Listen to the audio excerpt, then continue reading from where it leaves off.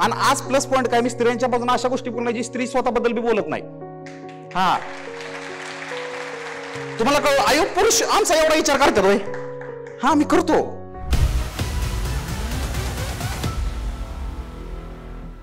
की आपण आपल्या पार्टनरला किंवा आपल्या घरातल्या लेडीज आहेत पुरुष म्हणून त्यांच्या बाजू कशा समजून घेतल्या पाहिजे, अनेक लेडीजनी त्यांच्या घरातल्या पुरुषांची मनं कशी समजून घेतली पाहिजे, ह्या गोष्टी व्यवस्थितपणे त्यांनी एक्सप्लेन करायचा आज प्रयत्न केलाय का वेगळ्या पद्धतीने. ते लोकांना हसता हसता काही गोष्टी अचानक समजून पण जातील या पद्धतीने. स्त्रियांनो बघा, तुमच्यासाठी खास, तुमचं रिलेशनशिप जर एखाद्या पुरुषासोबत खूप छान चाललं असेल, खूप छान आहे, त्यात काय वादविवाद नाही, भारी चाललंय 2-3 वर्ष, प्लीज तुझ्या मैत्रिणीला नको सांगू.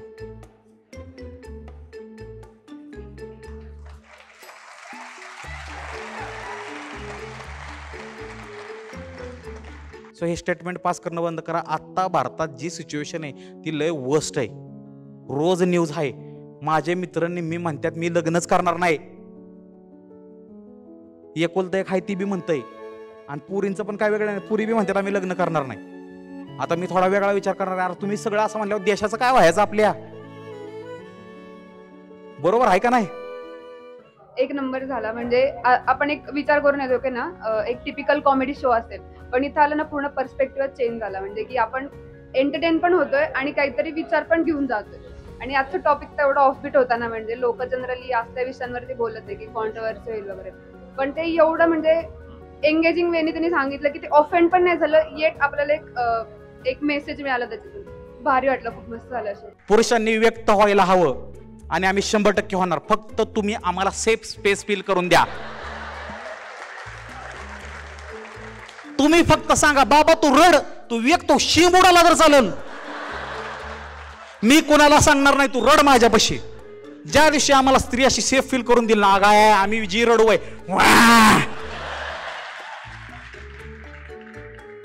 साध्या आणि सरळ शब्दामध्ये पण माणूस स्वतःच्या भावना व्यक्त करू शकतो, ह्युमर डेव्हलप करू शकतो, कॉमेडी पण करू शकतो.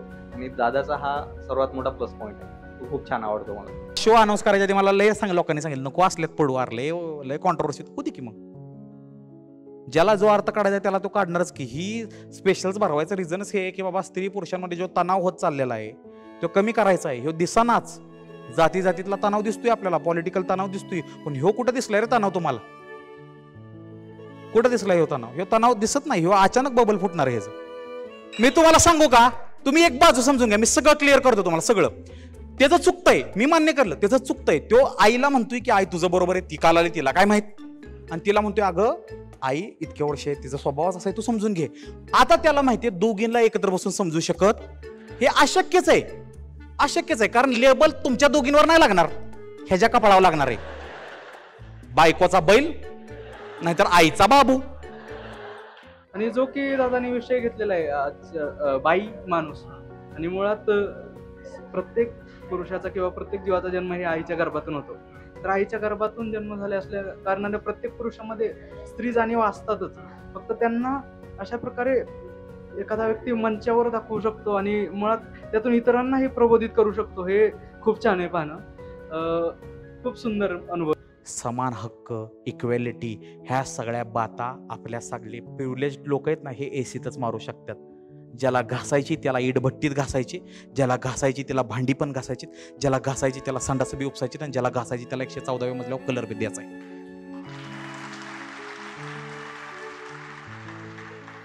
जेव्हा तुमचा एक ग्रुप आहे पुरुषांचा 5 जणांचा, आणि त्यातला एक मित्र चुकून त्या दिवशी त्याच्या दुसऱ्या ग्रुपमध्ये जातो आणि तो माघारी येतो, आलास का दोस्तांकडून, आम्हाला कोल्लाच आहेस तू, आम्ही कोण बाबा, आम्हाला काय. जी तुम्हाला सांगताना स्त्री पुरुष समानता 100% पाहिजे, इक्वॅलिटी 100% पाहिजे, राईट्स 100% पाहिजे, रिस्पॉन्सिबिलिटी 100% पाहिजे, देशात दोघांचा हातभार पाहिजे, संसारात दोघांचा हातभार पाहिजे. पण तुम्ही आम्ही वेगळे हे मान्य करा. आणि तुम्ही आम्ही वेगळे म्हणजे आम्ही लय भारी तुम्ही लय वेगळे असं नाही. मी म्हणतो तुम्ही लय भारी पण तुम्ही आम्ही वेगळे असं धरा. आम्हाला नाही एक्सप्रेस करता येत काय गोष्टी. पहिली गोष्ट जसं तुम्ही बोलला की एकत्र बसून कार्यक्रम बघणं ही वेगळी गोष्ट आहे. आज ही माझी मुलगी आहे, तिचा एक क्लासमेट आहे, मित्र आहे, म्हणजे मित्र मैत्रिणी आणि एक काकू म्हणून मी आज इथं उभी आहे. तर आम्ही एकत्रित हे एन्जॉय करतो, ही खूप मोठी गोष्ट आहे. आणि सौरभ ॲक्च्युली सगळ्याच सामाजिक गोष्टींना हात लावतात आणि त्याबद्दल बोलतात. आणि जे काय पाहिलेलं आहे, त्यांनी अभ्यास केलेला आहे की त्यांनी लहानापासून आई पाहिलेली आहे, मैत्रीण पाहिलेली आहे, बहीण पाहिलेली आहे आणि समाजातील बऱ्याचशा घटनांच्याबद्दल ते इतके व्यक्त होत आहेत. याचा अर्थ की खऱ्या भावना आहेत. म्हणजे ॲक्च्युली तो माणूस म्हणून छान आहे म्हणून त्याला सगळ्यांच्यामध्ये चांगलं दिसतं. तुला लय कळतोय, तुला लय शहाणा आहेस काय? अरे मी शहाणा नाही, मी गांड काय, माझ्या एवढ्या स्कीमा झाल्या म्हणून तुला सांगतोय असं वाग. मला लय कळतं, यातला भाग नाही, माझ्या शॉर्ट झालेत ही. तुझ्या होऊ नये म्हणून तुला सांगतोय, तर तूच मलाही कर.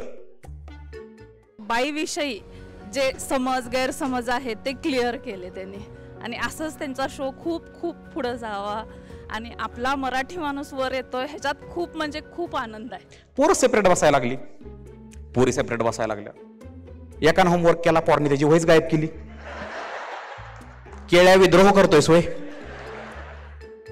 49 वर्षाचे काय आहे त्याची किंमत? तवा पोरं ठरवायची. आज केला तर सगळ्यांनी, नाही केला तर कुणीच. मारलं तर मास्तर 50 जणांना मारलं, 50 जणांना 50 मिनिटं होईपर्यंत तास संपतोय. सरांना एकच सांगणे, असे शो भरवा आणि लोकांना बोलतं करा. तुमच्यामुळे खरंच समाजात एक बदल होण्याची एक आशा दिसतीये आणि असे शो करत राहा. खूप खूप खूप ऑल द बेस्ट. सगळ्या फिल्मी बाजूबाजूला ठेवा. सासू सुनाचं नातं सासू सुनाचं आहे रे, नाही आयनपूर घेऊ शकत, ही मान्य करा की तुम्ही. करा की मान्य. कशाला पाहिजे तसं? हा, सासऱ्याचं ना आपण नातं काय ह्याच्यागत होईल का दोस्तागत? काय तुमची पोरगी लय ताप, अरे येडाय काय काय? नात्याला नाव दिलेत की रे, नाव दिलेत ना नात्याला, मग त्या नात्यागत वागा की. मला सौरभ दादाचा शोक लय छान वाटला, मी परत येणार.